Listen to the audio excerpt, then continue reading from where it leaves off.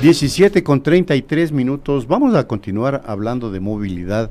Es un aspecto central, fundamental de la capital de la República, sin duda, y esta vez lo vamos a hacer con Guillermo Abad, secretario de Movilidad del municipio de Quito. Y vamos a iniciar justamente casi con el mismo tema, porque ¿cómo se reguló a la final? ¿En qué quedó esta problemática de los taxistas? Hay un juicio pendiente ahí por entrega de cupos. Creo que inclusive dos concejales, no sé si seguirán utilizando y ahora exconcejales del grillete. ¿Cómo quedó eso? ¿Se está investigando? ¿Se continúan con las investigaciones? Este manejo de los cupos, que ha sido muy complicado en el tema taxis y también a nivel del transporte, digamos, urbano, ya de buses y colectivos. Inclusive yo le leía a usted una entrevista que le hicieron en Plan B, donde que usted señala que ahí hubo manejos realmente extraños, muy complicados y difíciles de resolver. Bienvenido, Guillermo. Iniciemos conversando sobre esta temática. Buenas tardes, gracias por la entrevista.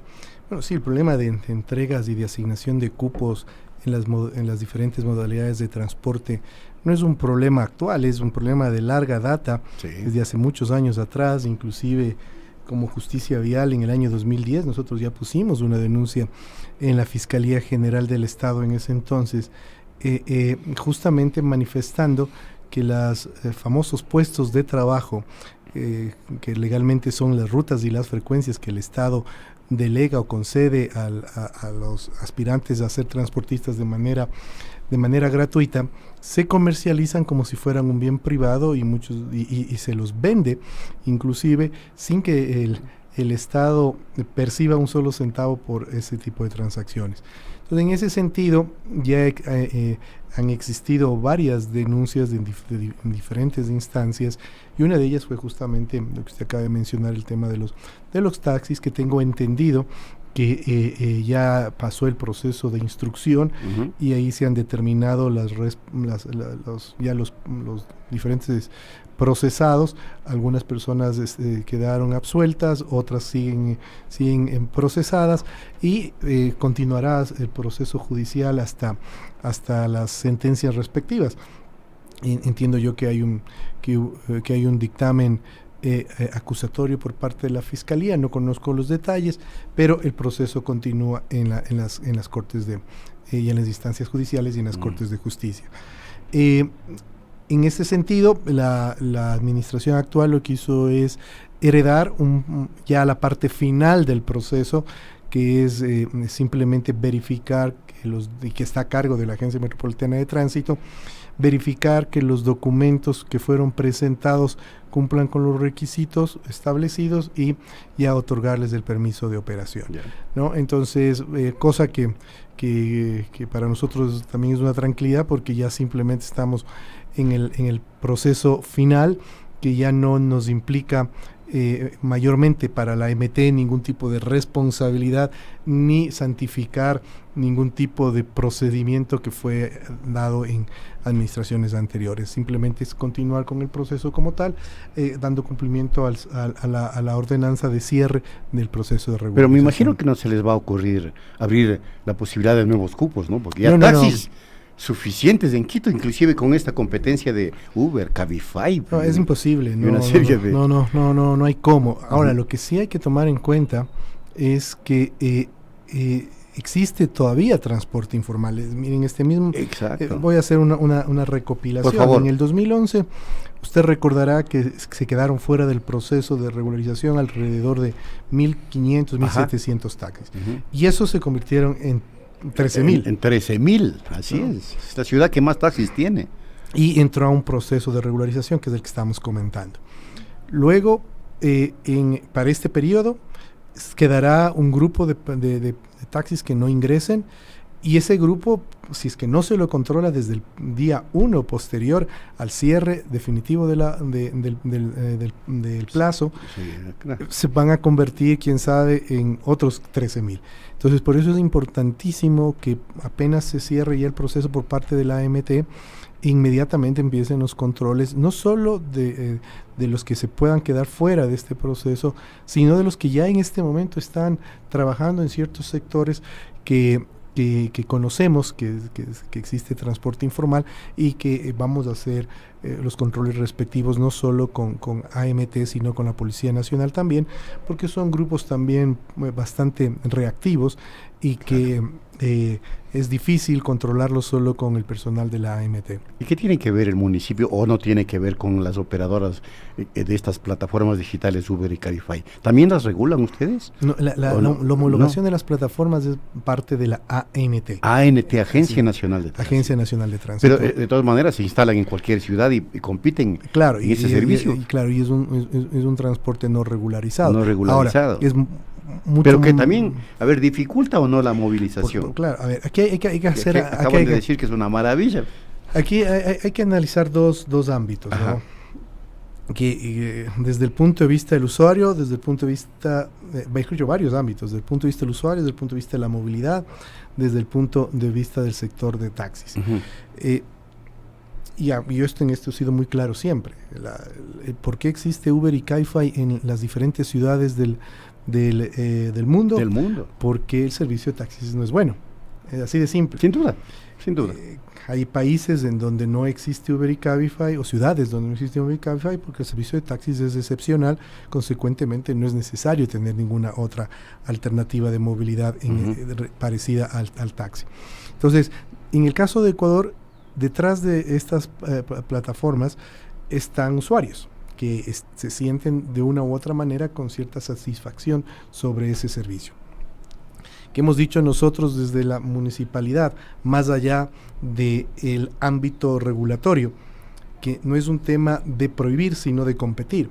Por eso es que hemos lanzado el proyecto de Chasqui, que es la plataforma tecnológica que será del municipio, que le tiene las mismas potencialidades y beneficios que cualquier otra plataforma internacional, y que le estamos dando esa herramienta sin costo para Quito, porque va a ser una concesión, se le da al señor taxista y tendrá la herramienta para competir.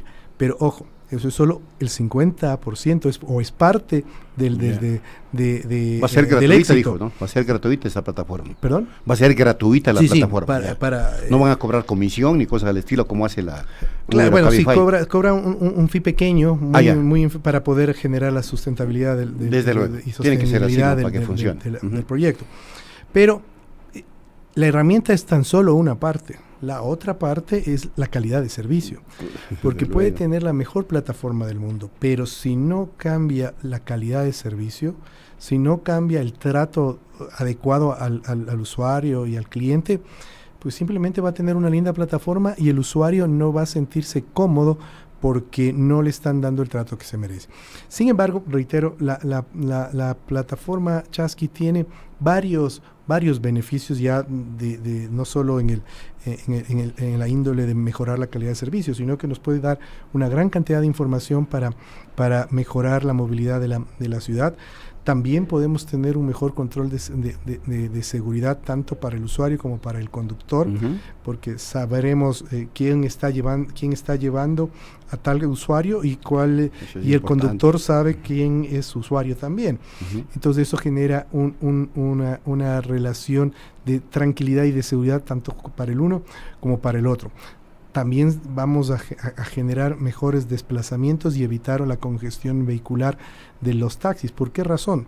Porque el modelo de gestión que tienen ahora los señores taxistas es totalmente caduco. Todavía siguen ellos buscando al cliente y muchos de los casos están circulando por la ciudad vacíos, generando contaminación, congestión, y no generan ellos sus recursos porque no tienen pasajeros. ¿Por qué? Porque el modelo de gestión actual, no solo en el país, sino en el mundo, es que el usuario busca al taxista. ¿Y cómo lo busca? Aquí es al revés. ¿Y cómo lo busca? A través de las plataformas. Obviamente. ¿Por qué? Porque el usuario quiere estar seguro de con qué persona se mueve, a dónde va a ir, cuánto le van a cobrar, y puede compartir el trayecto. Entonces todos esos beneficios o necesidades primero que busca el usuario, luego son trasladadas en beneficios con una plataforma. Entonces en ese sentido es que hemos planteado que el tema no sea prohibir sino competir. Correcto.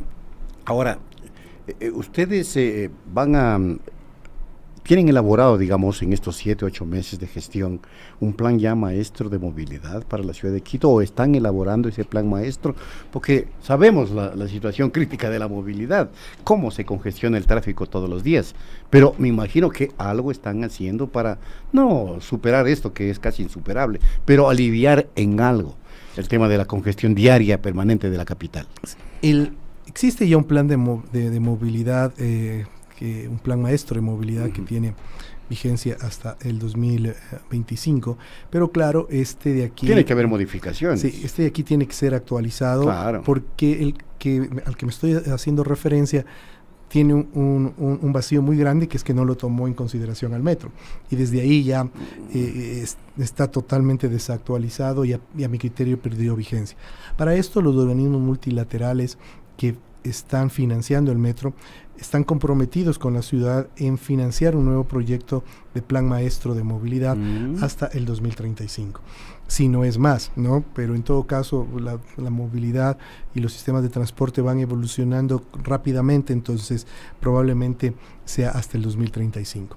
Pero vamos a ir a los preceptos universales, que es lo más importante, porque todo plan maestro, cualquiera que este fuere, tiene que atarse a los principios universales que rigen a este sector. Y el principio universal es que el primer paso que se debe dar para mejorar la movilidad de una ciudad es organizar y fortalecer el transporte público. Eso es fundamental, porque en el momento que uno organiza y fortalece el transporte público con calidad de servicio, la gente se ve motivada a usar el transporte público. Y deja su vehículo particular. Es así de simple. Claro. Pero mientras no tengamos un sistema de transporte público masivo, cómodo, eficiente, seguro, rápido, eficaz, universal, accesible, pues simplemente la primera alternativa va a ser usar el transporte privado, ¿no? Consecuentemente, es en eso en lo que estamos trabajando. Por eso es que nuestra gestión se ha focalizado justamente en potenciar al transporte público. Pero ¿cómo se lo potencia? Generando estructuras jurídicas acordes a lo que la ley determina. La ley desde el año 2008 nos establece que deben existir contratos de operación con los prestadores del servicio, donde se incluyan parámetros de calidad de servicio justamente que deben ser debidamente estipulados en el contrato, y estos parámetros son medibles para poder determinar si la gestión es acorde o no a lo establecido en este contrato de operación. Esto que acabo de mencionar, que es ley de la República, que está vigente desde el 2008, no se ha aplicado ni en Quito, y me atrevería a decir que en ninguna parte del Ecuador. Porque evidentemente este contrato genera la contraprestación por parte del prestador del servicio en beneficio del usuario, y genera la posibilidad de tener controles más eficaces y eficientes sobre el prestador del servicio. Y de no cumplirse, la propia ley determina desde sanciones administrativas que van desde la multa hasta poder revocar el contrato. Entonces, cuando se tiene ese marco jurídico, ahí sí la autoridad puede tener un control eficiente y eficaz. En la actualidad esa herramienta jurídica no la tenemos, y los contratos de operación que se tienen en la actualidad están hechos a la medida del prestador del servicio, más no a favor del usuario, y mucho menos le da la posibilidad a la autoridad de controlar. Y de manera caótica, efectiva. ¿No, Guillermo? Sí, por supuesto. Sí, porque justamente esto que le leía yo a usted en el plan B, este servicio de transporte de la Simón Bolívar era, ¿no? Eso era caótico, pues, es decir, no había quien controle, se daban los cupos, se vendían los cupos, se comerciaban los cupos. Y eso, bueno, eso es lo que hay que parar. Justamente eso es algo, la manera de parar esa comercialización indebida de puestos. De algo que no les pertenece, porque es del Estado. Exactamente, porque detrás del famoso puesto de trabajo o del cupo, es un negocio gigantesco. Está la ruta y la frecuencia, que es un bien exclusivo del Estado, sin embargo se los comercializa como si fuera un bien privado. Y eso es lo que hay que romper, justamente parte de esto que descubrimos en la Secretaría, y que no puedo dar mucho detalle. Pero verdad que operaban verdaderas mafias. No puedo dar mucho detalle porque está en un proceso de investigación en la Fiscalía, lo pusimos como denuncia, y de a poco, cuando ya inicie la instrucción fiscal, podríamos tener mayores detalles sobre lo caotizado que estaba esta parte del sector de... ¿A usted le tocó entonces ir a vivir lo que antes cuando conversaba como analista, como técnico, sospechábamos que existía en el municipio, ¿no?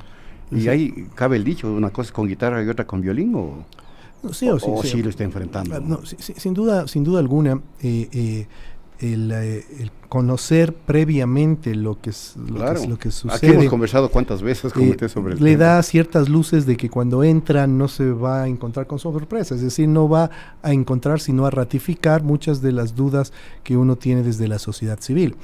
También, evidentemente, está claro de que tampoco se puede solucionar un problema que tiene un letargo de 50 años en 8 meses. Pero sí es importante dar los pasos, primero para que se cumpla lo que la ley dispone.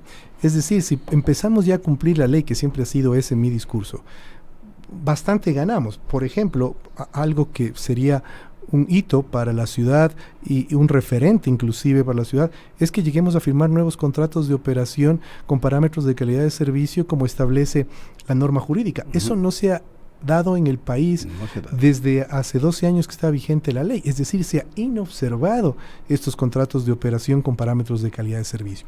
Y nosotros estamos trabajando en aquello y hay altas posibilidades de que estos nuevos contratos de operación se lleguen a firmar en base a este marco jurídico que, reitero, ha sido inobservado por varios años. Correcto. A ver, movilidad también. Hablábamos justo en estas pasadas horas de la posibilidad del metro férico. ¿Está incluido en términos ya reales esta posibilidad de que se construya el metro férico, que serviría a los valles básicamente, ¿no? Sí, bueno, o todavía es solamente un proyecto?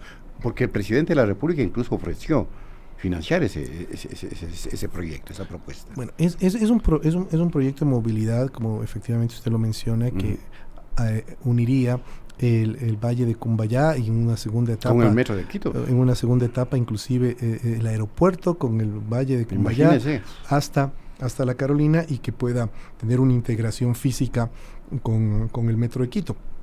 Este proyecto es una iniciativa del gobierno nacional y que solicita la delegación al municipio para poderla ejecutar. En esta fase en la que estamos, es decir, ver los pro y los contra en favor de la ciudad y las condiciones en las que se podría dar esta delegación, porque eso le compete ya al Consejo Municipal el entregarlo. Definir si es que la delegación se entrega o no, o si es que la puede ejecutar directamente. ¿Pero delegación a qué? ¿A la empresa privada o a la empresa privada? Para que lo ejecute a través del Ministerio de Obras Públicas. Esa es la parte jurídica en la que se está analizando en la actualidad. Lo que nosotros podríamos determinar es, desde el punto de vista técnico, es lo beneficioso o no para la ciudad, y eso es lo que justamente la Secretaría de Movilidad ha realizado en estos últimos 4 meses que se empezó a trabajar en el proyecto. Y claro, la viabilidad técnica existe, ¿no? Mientras más posibilidades de transportarse se le dé a las personas, mucho mejor para la ciudad, en tanto y en cuanto estas no interfieran con otras modalidades ya existentes. Sin embargo, mientras ¿a qué me refiero que no interfiera? En que no se conviertan en competencias directas, sino que convivan y se complementen. Esa es la parte. Claro, tienen que ser complementarias. Exactamente, que sean complementarias y no que generen interferencias, como hoy sucede, por ejemplo, para tomar un caso muy práctico, en las vías de Quito, en donde tenemos ciertas rutas que tienen varias operadoras sobre la misma ruta, y en vez de generar un servicio, se están generando interferencias en donde los buses, en vez de ir con su índice de ocupación al 100%, van a un 20, 30 o 40%. Y eso también están organizando ustedes, me imagino. Sí, es parte también. Es fundamental. También es parte de la reestructuración. Pero mire acá, algo que siempre hago notar, porque muchas personas nos dicen, ¿y cuándo la reestructuración de las rutas y frecuencias? ¿Cuándo nos dicen cómo se van a modificar, de qué lado a qué lado van las operadoras? Desde el punto de vista técnico, también la Secretaría ya tiene muy adelantada la reestructuración, ¿no? Es decir, ya sabemos por dónde deben ir los buses en base a la oferta y la demanda. Pero este insumo técnico no puede implementarse si no tenemos el marco jurídico que acoja a este insumo técnico. Y pongo el ejemplo. Por favor. En la actualidad, como le decía, los contratos de operación están hechos a la medida del prestador.